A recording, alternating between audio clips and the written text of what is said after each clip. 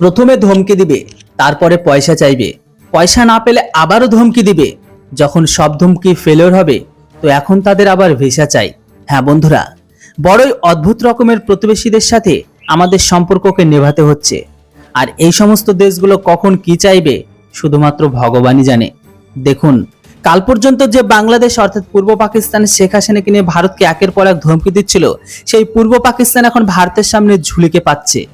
এবার আপনারা ভাবছেন যে ভারতের কাছে পূর্ব পাকিস্তানের ভিসার এত এখন কিসের প্রয়োজন? তো বন্ধুরা, তখন এর জন্য ভারতের কাছে বাংলাদেশের একটি বড় বাধ্যতামূলক আছে, যেটিকে আজ আমরা এই ভিডিওটিতে ডিসকাস করব। অনেক বড় একটা খবর, চলুন আপনাদের আজকের এই ভিডিওটিতে ডিসকাস করি। আজকে পূর্ব পাকিস্তানের বিদেশ বিভাগ থেকে ভারত একটি নিবেদন করেছে যে ভারত যেন পূর্ব পাকিস্তানিদের জন্য ভিসা সার্ভিস পুনরায় শুরু করে। আপনাদের মনে আছে, শেখ হাসিনা যখন ভারতে এসেছিল ঠিক তার পরের দিনে ভারত পূর্ব পাকিস্তানের জন্য ভিসা সার্ভিস সম্পূর্ণ বন্ধ করে দেয়। কেননা তারপর থেকে অনেক খারাপ ব্যক্তি ভারতের ভেতর ঢোকার সম্ভাবনা কিন্তু বেড়ে যায়। তখন ভারত পূর্ব পাকিস্তানিদের জন্য ভিসা সার্ভিসকে সম্পূর্ণ বন্ধ করে দিয়েছিল।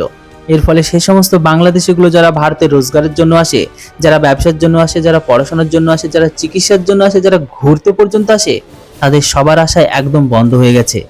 হয়তো আপনারা জানেন না যে একটি ডেটা অনুসারে প্রতিদিন পূর্ব পাকিস্তান থেকে প্রায় ৩,৫০০ লোক রোজগার করতে ভারতে আসে। মানে এটা ছিল শেখ হাসিনার কার্যালয়ের ঘটনা। ভাবুন, প্রতি মাসে কতজন পূর্ব পাকিস্তানে ভারতে আসে।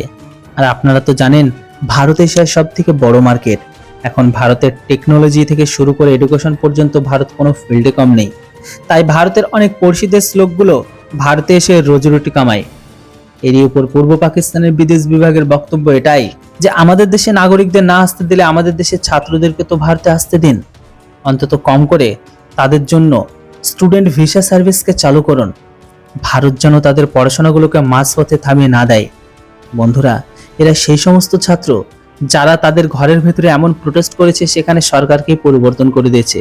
এরা সেই সমস্ত পূর্ব পাকিস্তানি ছাত্র যারা সরকার পরিবর্তন নাম করে গোটা দেশের ধর্মকে পরিবর্তন করার চেষ্টা করেছে। এরা সেই সমস্ত ছাত্র যারা সংখ্যালঘুদের উপর লাগাতার অত্যাচার করছে।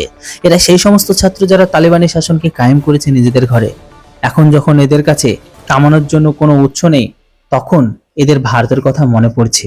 এরা হচ্ছে সেই দুমুখো সাপ, এরা যে পাতে খাবে সেই পাতে ফুটো করে বের হবে।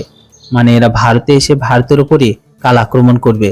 যদিও সালাহকারীরা মনে করে এটা এই মুহূর্তে কোনো বাংলাদেশি ভারতে আশ্রয় দেওয়া একদমই ঠিক নয়। কেননা এই মুহূর্তে পূর্ব পাকিস্তানের বিদেশ বিভাগ যতই বলুক না কেন, তাদের ছাত্রদের পড়া থেমে আছে, কিন্তু এর পেছনে উদ্দেশ্য অন্য। তার উপর আবার এই ছাত্ররা ভারতে এসে বড় কিছু করবে না তারও কোনো গ্যারান্টি নেই। তাই এই মুহূর্তে ভারত পূর্ব পাকিস্তানিদের জন্য ভিসা সার্ভিস বন্ধ রেখেছে। আমার হিসাবে সালাহকাররা একদম ঠিক বলেছে। কেননা পূর্ব পাকিস্তান শুধুমাত্র নিজের স্বার্থের জন্য ভারতের কাছে চাইছে। বন্ধুরা, এর উপর আপনাদের কি মতামত সেটা অবশ্যই কমেন্ট বক্সে লিখে জানান। Thanks for watching. জয় হিন্দ, বন্দে মাতরম।